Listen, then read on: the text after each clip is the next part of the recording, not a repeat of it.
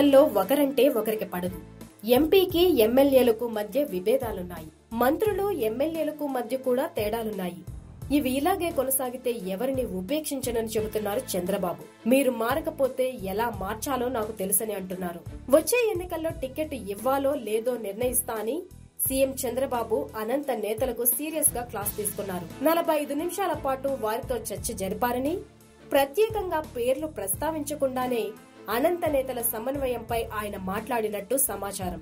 2019 ఎన్నికల నాటికి పరిస్థితి ఇలాగే ఉంటే జిల్లాలో చాలా నష్టపోతామని హెచ్చరించారు.